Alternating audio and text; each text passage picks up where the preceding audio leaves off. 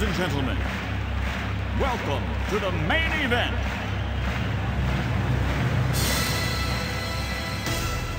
Sandy VCAL PD presents the Sports Corner Podcast. Let's get ready to rumble!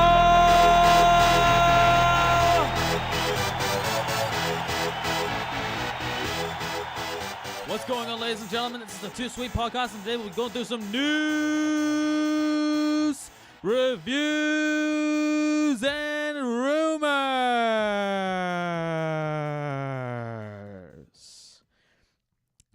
So before we start the show, Idan is not here this week, so I'm going to be taking over for the whole show again this week. And tonight is going to be a big one. So we've got Raw, we've got SmackDown, we've got 205 Live, and we have predictions for, I have predictions for Hell in a Cell. Hell in a Cell is going to be next week, and the Rumor Mill. It's going to be a short one as well. So, yeah. All right, so let's begin with Raw, as usual, the garbage show. So the show started off with Dolph Ziggler, Drew McIntyre, and Braun Strowman, and saying that, and they were paraded with heels, including Drew Gulak, and everyone was wondering why Drew Gulak was there to begin with. We don't know for sure. And they were barking about how they bashed up the Shield last week on Raw, and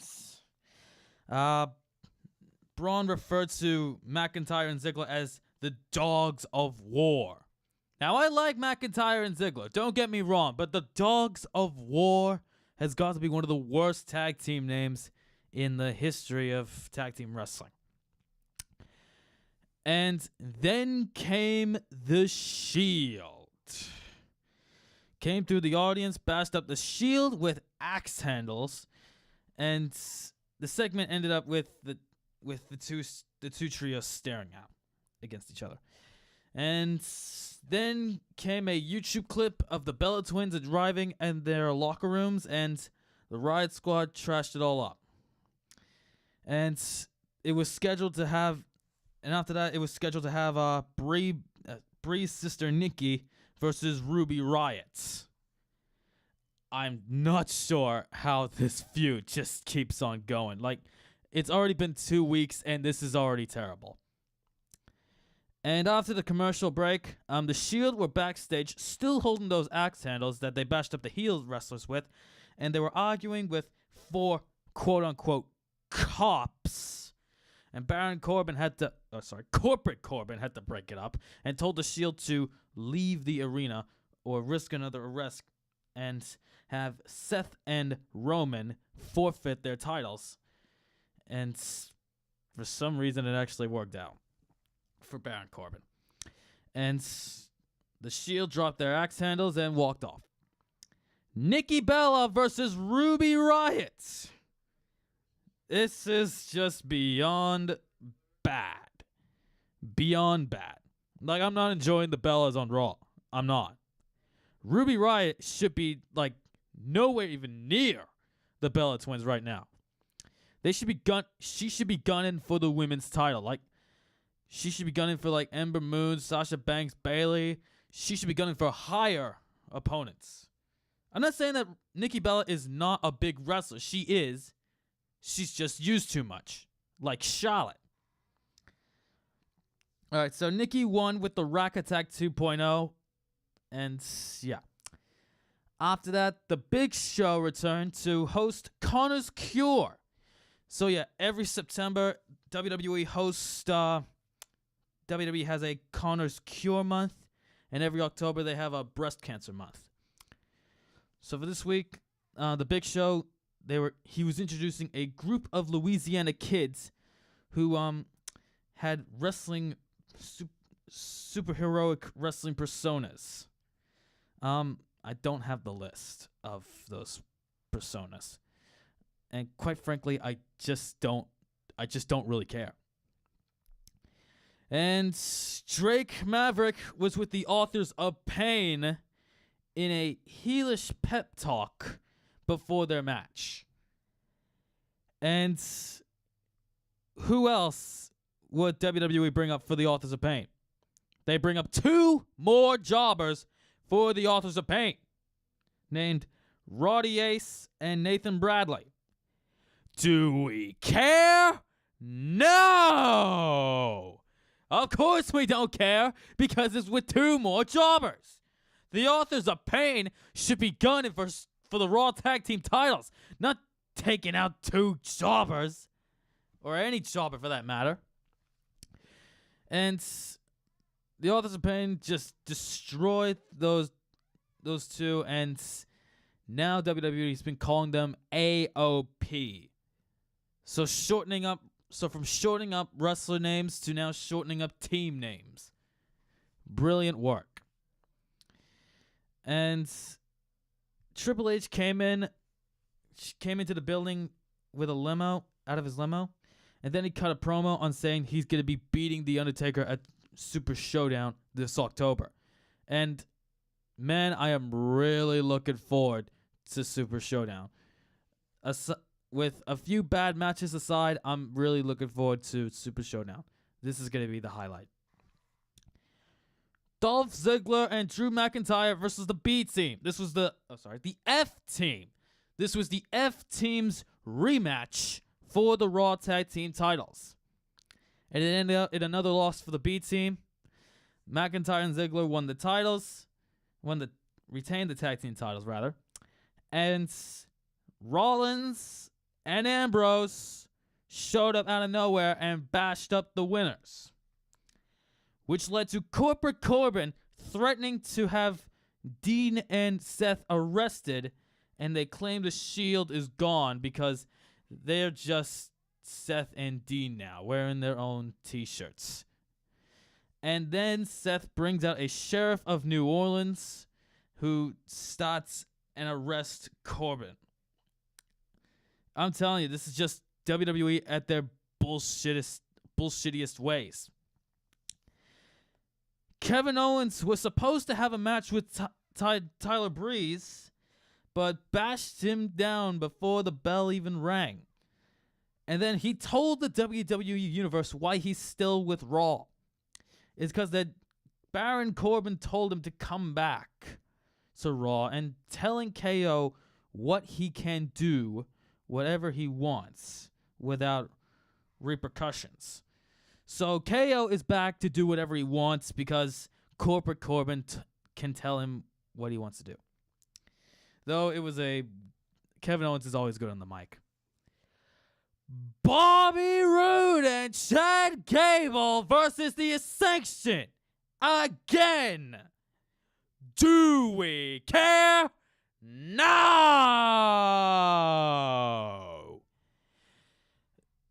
How many times do you have to repeat the same match? Like what you did with Strowman and Balor last week. You already had Rude, Gable, and the Ascension last week. Why have it again this week? I'm telling you, this is WWE. This is just grabbing the old script. Hey, let's just change this here, and we'll use this match again and just add a few bits here and there. This is them. This is them in a nutshell every single week. And Chad Gable tagged himself in to pick up the win, to pin Victor after a bridging suplex.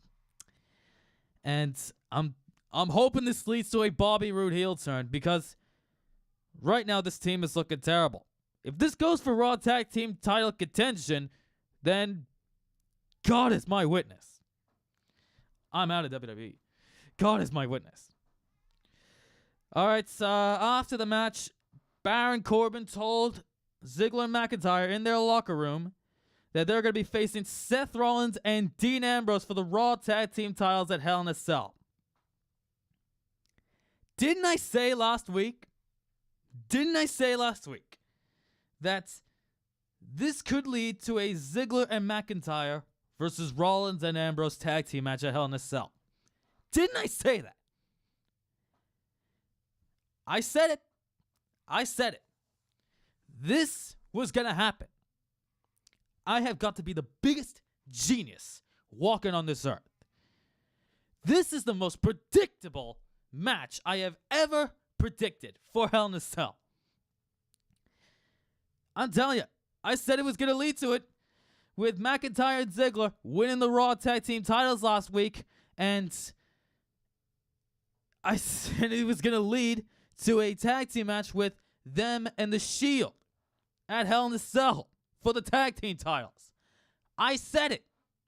Naughty Don, not Brandon. I said it. Then Smiley Rowdy Ronda Rousey and Natalya versus Alexa Bliss and Mickie James. Even before Hell in a Cell, they put Ronda Rousey and Alexa Bliss in the same ring. This was their go-home show, people. And I'm telling you, every single go-home show has been terrible. WrestleMania go-home show, bad. Backlash go-home show, bad. Extreme Rules go-home show, bad. Money in the Bank, bad. I can go on and on and on and on. But I think this go-home show was beyond terrible. So with Smiley Rousey and Natalya versus Bliss and James, it was for a while that Alexa and James had the upper hand, but eventually Smiley caught Mickie James in an armbar, and she immediately tapped out. With Natalya and Ronda Rousey picking up the win, this led to Elias with getting a cup of tea and saying, "No, I don't want this." And then Braun Strowman was rampaging backstage saying, "I'm not finished with you, Roman." I'm telling you, like last year while the Strowman and Roman feud was going on, I enjoyed Braun Strowman going, "Oh, I'm not finished with you." So I'm glad that was back. And after the women's tag team match, Charlie Caruso asked Ronda Rousey if she's worried about the Hell in a Cell pay-per-view after her ribs took some hits tonight in this tag team match. And she proclaimed that she was not hurt, and even if she was, she still had her best. I'm not sure if that's gonna lead to Alexa Bliss beating Ronda Rousey. I just don't believe it. I'm betting this is still gonna lead to a 4-minute squash match with Alexa Bliss and Ronda Rousey. That's what I'm betting. Mick Foley interrupted Elias's performance and then complimented on Elias's musical abilities on saying, "Hey, it's good, but you're not a good lyricist." Have you listened to Elias's songs, Mick? I think, well, they're not the most perfect songs I've heard this year, but they're really great. They're good. And he also announced that for the Universal title Hell in a Cell match between Strowman and Roman, he's going to be the guest ref. And he said that, and his reason was because he was celebrating his 20th anniversary of his Hell in a Cell match with The Undertaker. He asked Stephanie if there's a role he can do. Steph said, special guest ref. Good idea. And then after the announcement, Foley had a match. He had a match planned for Elias, and it was with Smiley Finn Balor. Smiley Balor, ladies and gentlemen. And then the match, that was their main event. It was completely horrific. This was Elias' 4th match in the last 90 days. And he ends out losing to Finn Balor. And can I also say this? I'm sick of the shit on WWE saying, "Oh, this is a really great night. What a night it's been. Finn Balor, he's an extraordinary man who could do extraordinary things." Like, can they be this dumb? Like, who even writes this? When you look at the fans, you would see a blank face. And I reckon when you see a WWE creative member, you'd see, yep, this is a great show. Thumbs up. This is a perfect show. I don't get this. I do not get this. With a show like this was completely horrific. Completely horrific. So there were two last segments on this show, and it ended up with Lio Rush excitedly tried to motivate Bobby Lashley while he was lifting weights. And Bobby seemed annoyed at first, but gave in. He was like, hey, Lio Rush, my man. Like I said last week, Bobby Lashley has got to be the worst wrestler, other than Roman Reigns and other than Kurt Hawkins, the worst wrestler on Raw. Like, he is soulless. He doesn't have a soul. When I look at Bobby Lashley, I see nothing but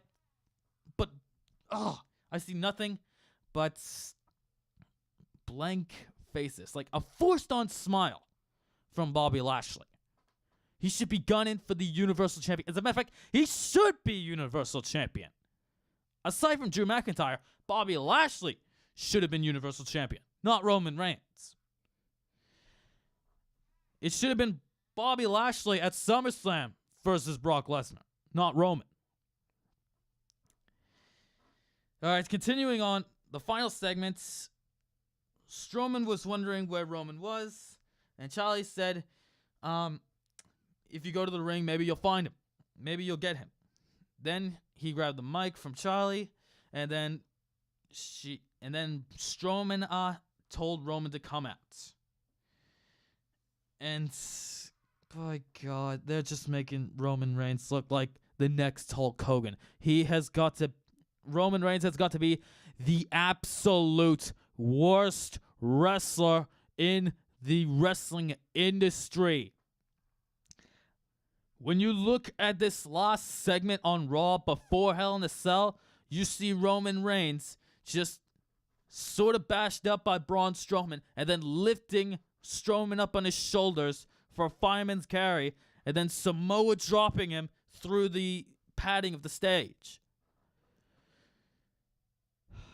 Just, my God. Monday Night Roman is in its darkest ages. So that's it for Monday Night Roman. On to SmackDown Live, which was half good, half terrible. The show opened up with a tribute to the people who were lost in the 9/11 incidents. It was a great way to open up SmackDown, honoring those who were lost in the 9/11 incident. In came Jeff Hardy. He said that he had unfinished business with Shinsuke Nakamura and wanted to bash up Randy Orton inside Hell in a Cell. And this is one match that I'm looking forward to at Hell in a Cell, Hardy and Orton. And with this match, Hardy and Nakamura, again, I didn't know what was going through them. I didn't know what was going through them to book Hardy and Nakamura again. Though Hardy picked up the win, he hit a twist of fate on Nakamura and did a swanton bomb on Nakamura. Oh, tried to do a swanton bomb on Nakamura, but Randy Orton knocked him off the rope, causing a disqualification, which led to Orton attacking Hardy with a steel chair, but Hardy turned the tide and hitting Orton with the chair, connecting the swanton on Orton. Miz and Maurice were cutting a little promo on Bryan and Maurice and saying that this is Maurice's first match on SmackDown since, 7 or 8 years or something. I don't know. Styles was talking about on what he's going to do to Samoa Joe at Hell in a Cell, and this was taped. This was a taped promo in an empty arena before SmackDown. Though this was a good segment. It was a good promo. Charlotte Flair versus Sonya Deville. Got to be the worst women's wrestling match I've watched on SmackDown. That has to be the most lackluster women's match I've watched. Like, They're giving me more of a reason not to care about Charlotte and Deville. They're giving me more of a reason not to care about Charlotte and Becky Lynch going into Hell in a Cell. It's like, I just don't get it with these guys. Like, can't you just build up to something exciting with these guys? Build something more dramatic? It's like, I don't know what's going on with these guys. But Becky Lynch, after Charlotte picked up the win with a figure 8, the same old, a Flair picking up the win, the Roman Reigns of the women's division. Becky Lynch disguised herself with a black wig, and she attacked Charlotte. Now, people are complaining about Becky Lynch being heel. I myself am complaining about it, but Becky Lynch, you can't deny how good Becky Lynch is as a heel. You can't deny it. She's doing pretty good. Samoa Joe is cutting a promo on AJ Styles, reading story time ahead of their WWE title match in Hell in a Cell. And I'm telling you what, after Monday Night Raw and SmackDown this week, I'd rather have Samoa Joe telling me a bedtime story watching terrible shows like these.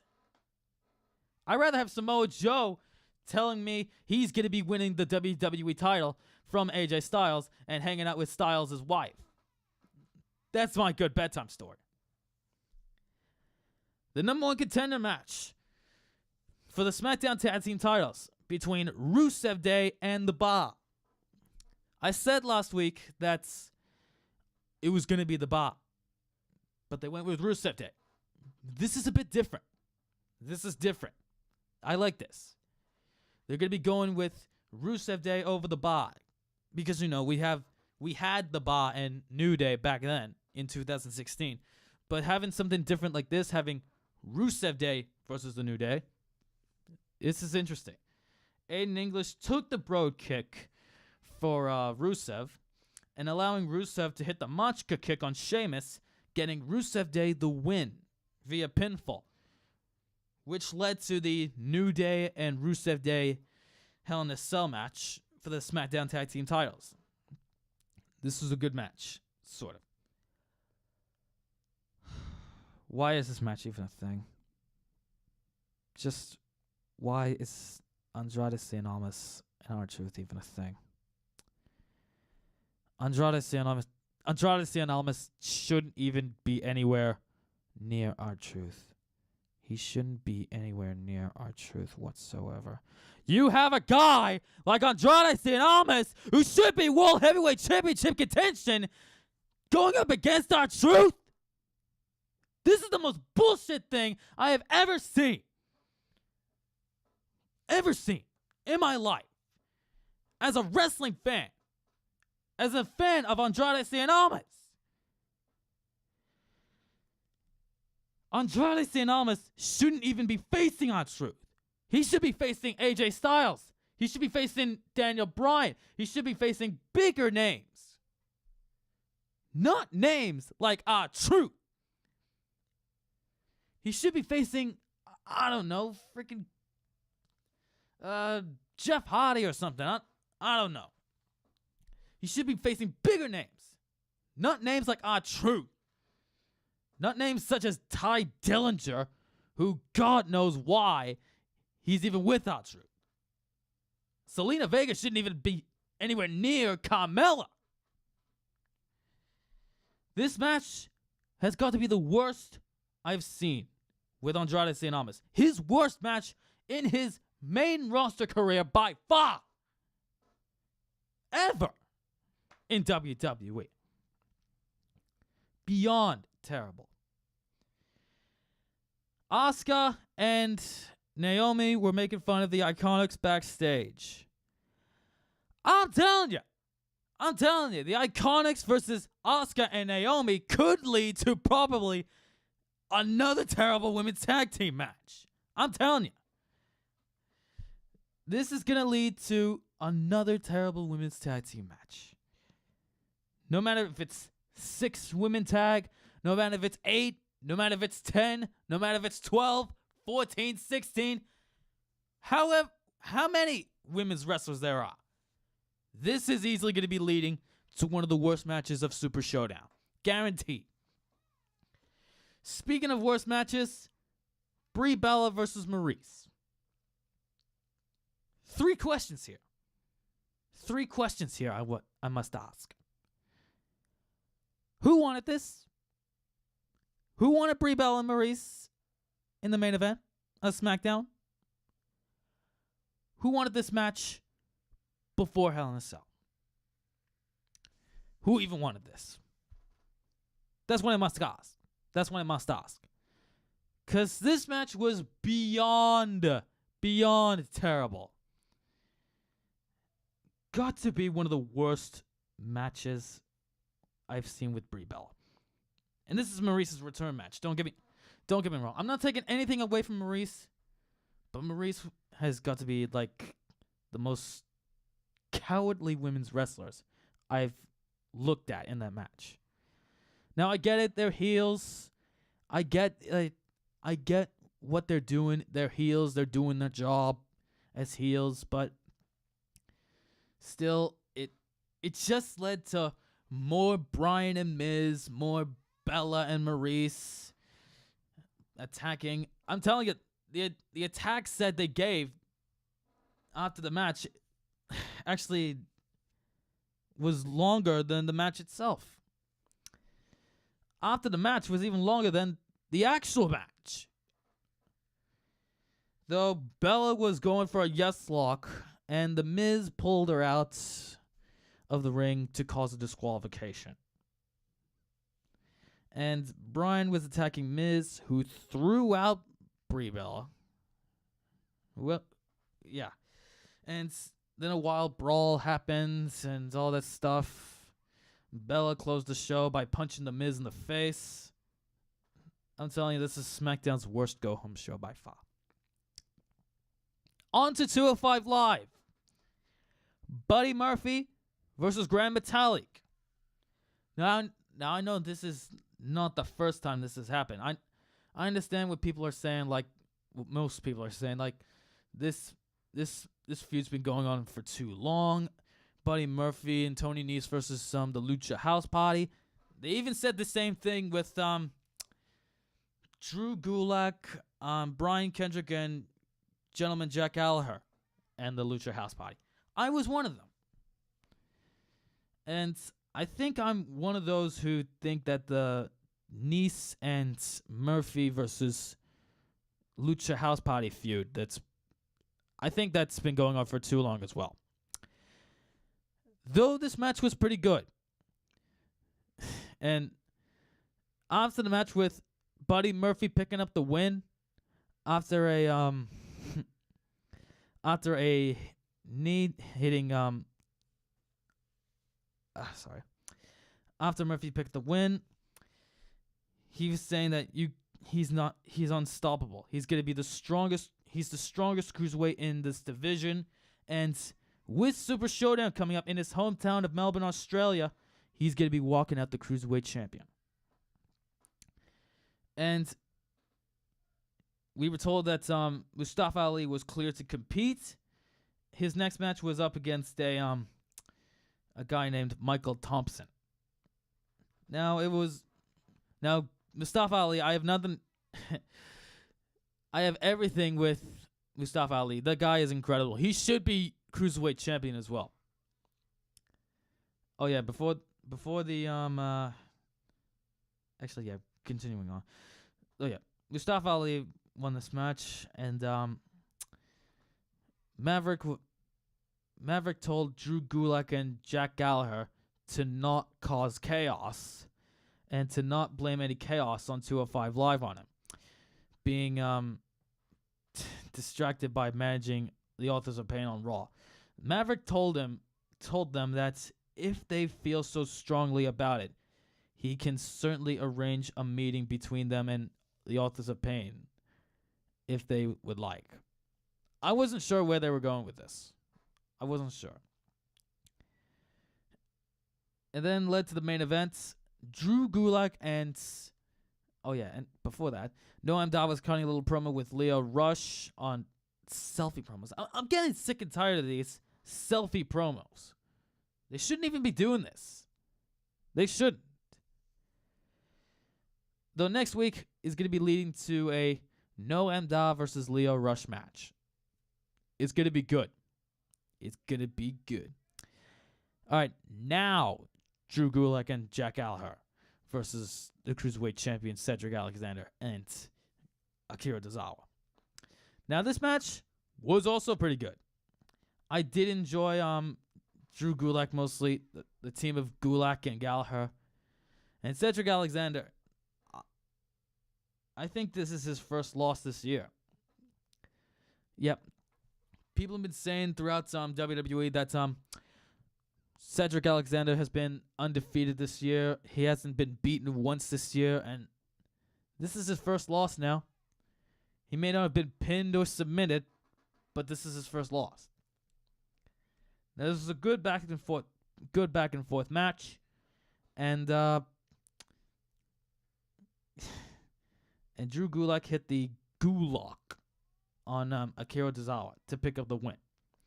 Now, and for next week as well, we have Drew Gulak getting his rematch against Cedric Alexander for the Cruiserweight title. That I'm also going to be going through next week. All right, so that's it for the 3 shows. On to Leigh's Rumor Mill. All right, so the general feeling of Shawn Michaels seems to be that if he comes back for a tag team match at the next Saudi Arabia show, as has been rumored, he's likely working another match later. So Shawn Michaels, he could be coming out of retirement. All right, WrestleVotes indicates that they have sources who haven't shot down Pentagon coming to the WWE. There are also other images floating around that seem to indicate his signing with NXT for a singles run. So Pentagon Doc or Junior, whoever you want to call him, could possibly come to WWE, but more specifically NXT. And I said more specifically NXT last podcast. Per the Wrestling Observer newsletter, Brock Lesnar still hasn't signed to fight Daniel Cormier as of right now, but he's still training to get ready for that fight. So we don't know when Brock and Cormier is going to happen, but it could likely happen at the end of the year. Velveteen Dream was working the Evolve shows this past weekend, and yet the Dream was planned to working at the Evolve shows this weekend, and it was his idea per the Observer. Marty Scurll told Sean Mooney on his primetime podcast that he didn't go over his time limit in his match with Okada at All In, as originally reported, but that he was told by Nick Jackson not to cut anything from their match. All right. Okay, so next, The Undertaker versus Triple H. The Triple H Undertaker match is expected to continue to get heavy promotion over the next month, especially because it's expected to lead to more matches later. So yeah, with this build towards the Super Showdown match between The Undertaker and Triple H, this could lead to more bigger matches. So there's apparently some talk of The Undertaker and Kane tagging up in the Saudi Arabia show. Now, you know me and Idan. We usually enjoy reunions on this podcast, but when it comes to the Brothers of Destruction, when it comes to teams like the Shield, the NWO, the DX, we say that enough is enough. Like, we enjoy them, but how many more reunions are we going to get? Some time ago, WrestleVotes noted Bray Wyatt is likely in for a character refresh and renew singles push that could be happening soon. Now, with word going around saying that Matt Hardy is likely to retire because of the amount of injuries that he had, and Bray Wyatt nowhere to be seen on television, it could lead to a Bray Wyatt singles push, but I don't know about a character refreshment.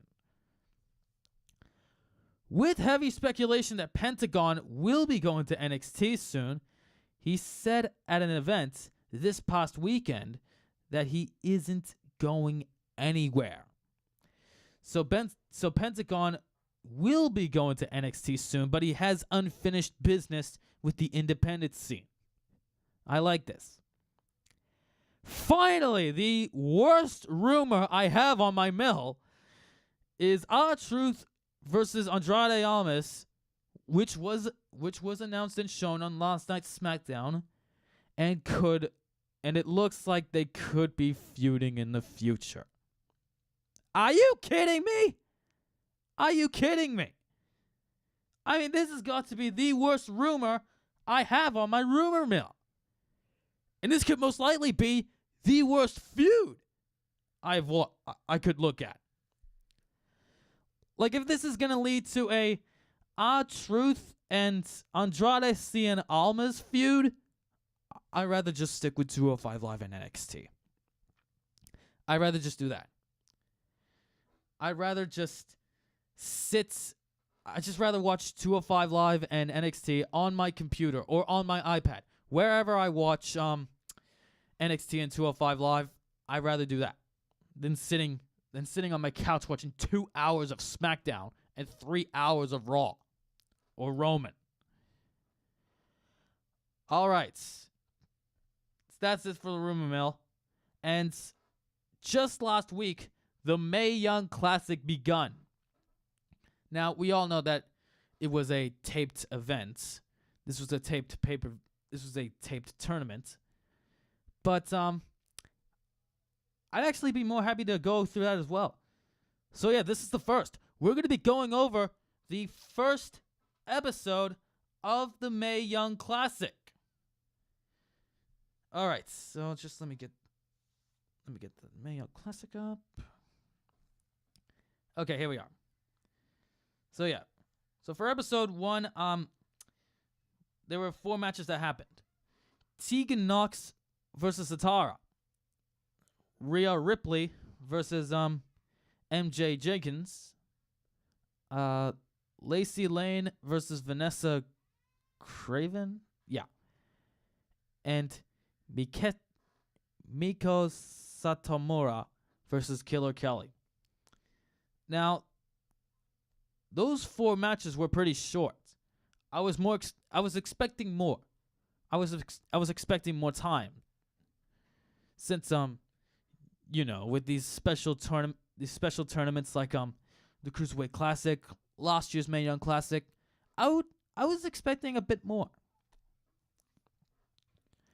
Though those 4 matches were all right. Rhea Ripley, on the other hand, she was pretty good. Rhea Ripley had a character change. She looked more badass. And I gotta say, she is super good with this gimmick that she has. And Miko Satomura, she's a 38-year-old Japanese wrestler, and she told the WWE universe about her time in WCW, and I was like, oh, wow, old timer from WCW. I didn't expect that. So yeah, this was also pretty good. And Vanessa Craven versus Lacey Lane. Now Lane's a newcomer coming into to professional wrestling. She started her time in the WWE Performance Center, and Vanessa Craven, she's like a giant, so huge. And it ended up in a 4-minute and 50-second match. Lacey Lane picking up a surprise victory over Vanessa Craven. That was like probably one of the most craziest wins I've seen from a women's wrestling match. Oh yeah, and with Miko Satomura and Killer Kelly, that was a really good performance from Miko Satomura. She deserves all the credit. She She picked up the win with her match with Killer Kelly. That was also pretty good. Tegan Knox as well picked up the win. Rhea Ripley picked up the win against MJ Jenkins as well. All right, so that's it for the very first episode of the Mae Young Classic. Next week, we will go over the second episode of the Mae Young Classic. Just a little heads up. So yeah, this podcast is going to be getting bigger and bigger as the weeks roll by. Since next week's podcast is going to be our last for term 3. We're going to make it as big as we can. We've got Hell in a Cell, we've got Raw, SmackDown, 205 Live, My Rumor Mill, Mae Young Classic. We've got it all coming up. But we're going to keep things to a minimum. All right, so on to Hell in a Cell. On to the Hell in a Cell predictions. All right. Now the matches up here. There's 8 matches here on the Hell in a Cell card. There's Miz and Maurice versus Bryan and Bella, as we've talked about before. Joe and Styles for the World Heavyweight title. The New Day versus Rusev Day for the SmackDown Tag Team titles. Roman and Strowman in a Hell in a Cell match for the Universal title with Mick Foley as the guest ref. And this is also Strowman's Money in the Bank cash-in match. I don't know why he would do it at a pay-per-view instead of doing it on that very night. I really don't know why. Rousey and Alexa Bliss. Jeff Hardy versus Randy Orton in a Hell in a Cell match. Charlotte versus Becky Lynch. And the most predictable match anyone could imagine, Dolph Ziggler and Drew McIntyre versus Rollins and Ambrose. All right, so those are the 8 matches. I'm going to be going through my predictions. And maybe I'll go through the most memorable and forgettable Hell in a Cell matches.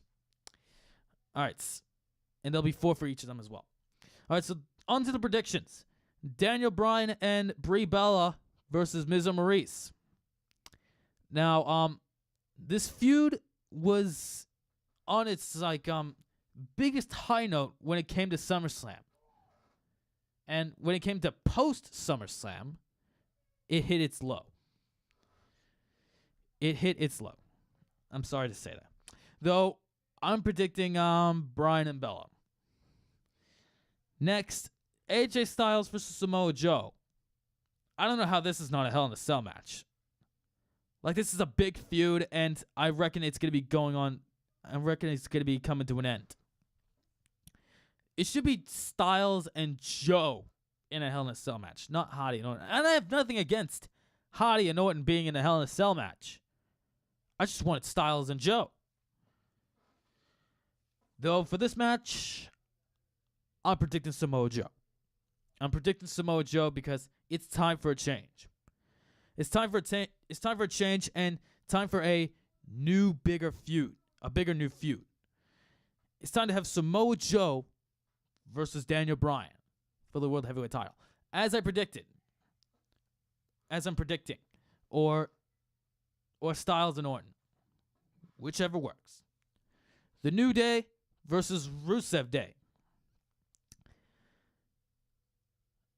I'm predicting Rusev Day. I'm predicting it. Now, with New Day picking up the win at the SmackDown after SummerSlam, I was all right with it. We needed new SmackDown Tag Team Champions. And I'm already sick and tired of the New Day as SmackDown Tag Team Champions. They're just a joke. Along with Byron Saxton. Especially dickhead Saxton. But with this match coming up, I'm predicting Rusev Day to win the tag team titles. I'm predicting Rusev Day to win the SmackDown Tag Team Champions. I'm gonna go through Reigns and Strowman lost. I'm gonna be going through that lost because that's gonna be easily the laziest Hell in a Cell match. I'm predicting it. I'm predicting it's gonna be lazy. Next, Smiley Ronda Rousey and Alexa Bliss for the Raw Women's title. Ronda. I'm predicting Ronda. because I reckon this is going to lead to another short match. I reckon it's going to have another short match with Alexa Bliss. Jeff Hardy versus Randy Orton in a Hell in a Cell match. Now, I've been enjoying this feud. This is the only, other than Joe and Styles, this feud has been going so well. Has been going so well. And SmackDown this week proved it. Even though it was bad, it proved that the feud is still going on a big note. For this feud, this is hard to say because I like these two wrestlers. But I'm thinking Randy Orton. I'd like to go with my gut and say Jeff Hardy, but I'm thinking with my head. I'm thinking Randy Orton. Charlotte Flair versus Becky Lynch. I don't know who's going to win this. I know who's going to win this. Sorry. It's going to be Charlotte. It's going to be Charlotte, not Becky Lynch. Now, as much as I've been enjoying Becky Lynch, as much as I've been enjoying her as a heel, it's always going to be Charlotte. It's always going to be Charlotte. I'm thinking with my head here, folks, not with my gut. Next, Dolph Ziggler and Drew McIntyre versus Seth Rollins and Dean Ambrose. As I said, this is the most predictable match they have ever booked. 2 weeks ago. Take it back to 2 weeks ago when Ziggler and McIntyre won the SmackDown Tag Team titles.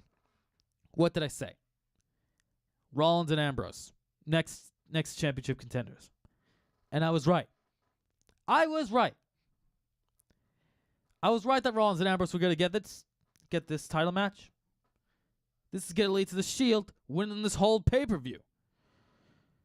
It's going to be Ziggler and McIntyre holding the title for 2 weeks, holding the title for a week, dropping it at Hell in a Cell to Ambrose and Rollins. That's what I'm predicting.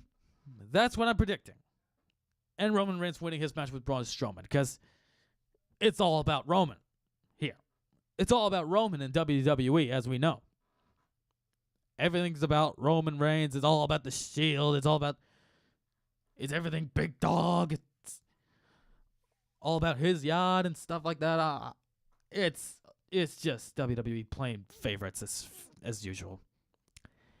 All right, so that's it for my Hell in a Cell predictions. As next week, we will be going over Hell in a Cell. All right, next, I'm going to be going through 4 memorable Hell in a Cell matches and 4 forgettable Hell in a Cell matches. So basically, it's the 4 best and the 4 worst. Okay, so I'm going to be starting off with the best because, hey, why not? Because this is my show this week. I'm going to be going through what I think is good. Okay, so for number 4, I'd say Triple H versus Shawn Michaels at Bad Blood. I have to say it. During 2004, their feud has got to be one of the best feuds I have seen. 2 former best friends going at it in a yearly war, at a monthly war, sorry. And Shawn Michaels, man, he's got to be like he's got to be the MVP of that Hell in a Cell match. No question asked.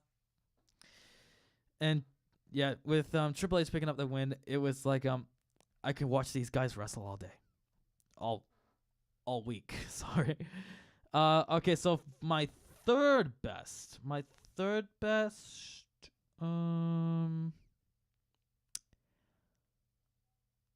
I would have to go with my third best is Brock Lesnar versus The Undertaker at No Mercy. I have to. Lesnar and Undertaker, like we all know that they have a hate kind of a relationship between each other, and their feud in 2002 when Brock Lesnar was the undisputed WWE champion. it was like chaos, man. It was like complete carnage between these two superstars. It's just crazy with these guys. My second best, I'd go with Undertaker and Edge at SummerSlam 2008. As a matter of fact, yeah, I'm gonna be keeping with that. I was gonna say switch it a bit.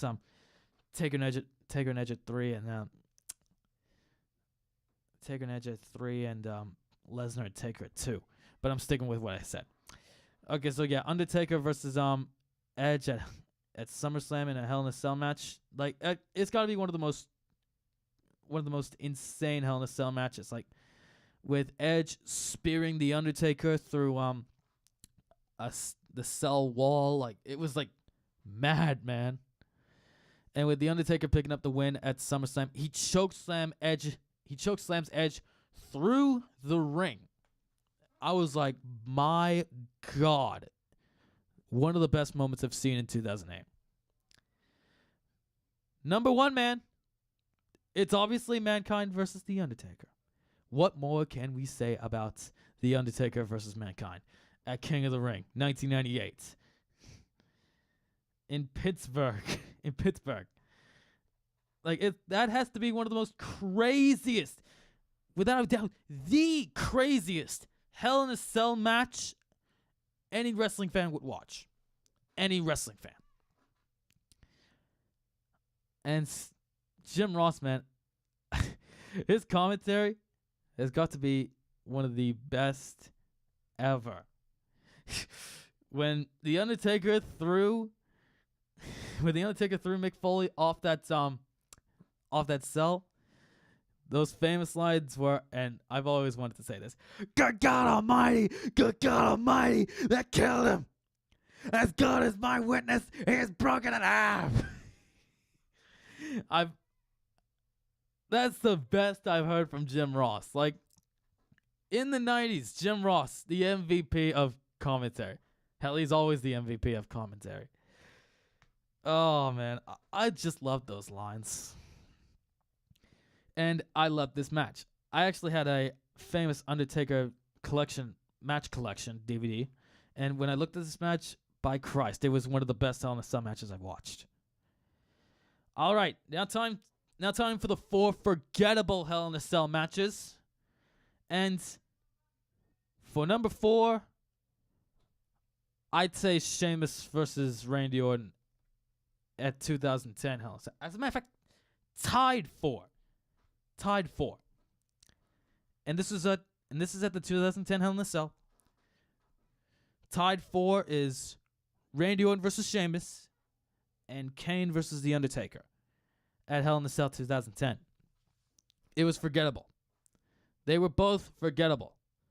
Like, a cell is supposed to mean, like, this is the match to end all feuds. This is the type of match to end a rivalry once and for all. The same would be said about Orton and Cena at 2009's Hell in a Cell and 2014's, but it just keeps on going. But with these two feuds, Orton and Sheamus versus Kane and Taker, they should have came to an end. Though I don't know about Orton and Sheamus, but with Kane and Taker, it continued until Bragging Rights 2010. So yeah, that's tied 4. Number 3, Ryback and Paul Heyman versus CM Punk. This was a handicap Hell in a Cell match. And like I said to myself, what's the reason to add Paul Heyman into a Hell in a Cell match? Like, it's just basically a rematch from the previous year's Hell in a Cell for the World Heavyweight title. But with this handicap Hell in a Cell match, it was for nothing. It was just a continuation of the Heyman-Punk feud and came off with one of Punk's best matches with Brock Lesnar at 2013's SummerSlam. Went into Night of Champions with Kurt Hawkins and Curtis Axel, And then come Hell in a Cell, it's Ryback and Paul Heyman. That's just terrible. The second most forgettable Hell in a Cell match. I think this second forgettable Hell in a Cell match has got to be between DX versus the McMahons and Big Show. It has to be. Like, I had nothing against the DX McMahon feud in 2006, but I think it was just DX kicking Big Show's balls, kicking balls again on Big Show. And then it was just pedigree on McMahon and on both McMahons, I think. Super kicking pedigree. Yeah. The most forgettable Hell in a Cell match is between John Cena versus Alberto Del Rio versus CM Punk versus Dolph Ziggler versus Jack Swagger. Come on, guys. Do you really think I would say that Triple Threat Hell in a Cell match in 2011 was that forgettable?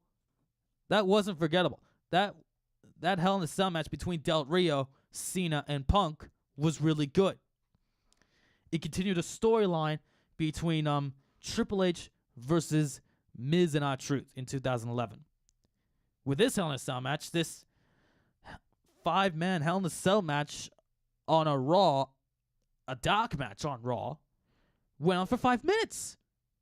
It was a WWE Championship match in a Hell in a Cell, and it went on for 5 minutes in Kansas City. Like, why waste your time booking a match for the World Heavyweight title in a Hell in a Cell match, one of the most sadistic structures in this industry, and book it for 5 minutes? Why would you book it for 5 minutes? I would rather have this match air on my television and have it go on for 20 minutes. Hell to that, 30 minutes.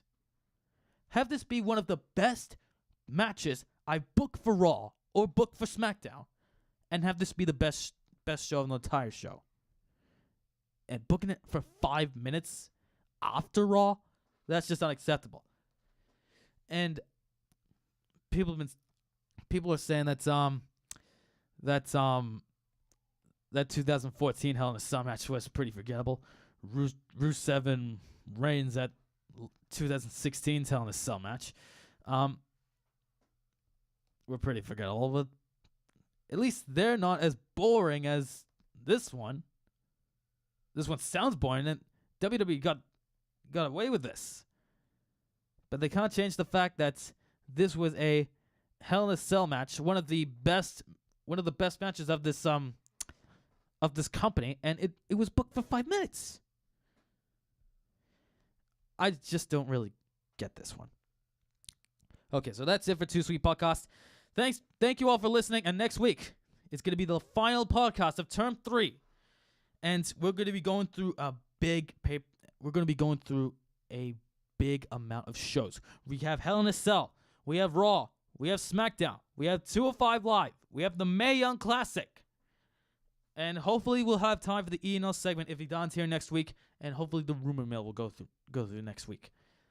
So yeah, it's a massive show for a massive end to the term. But guys, as always, 2Sweet. Good night, folks.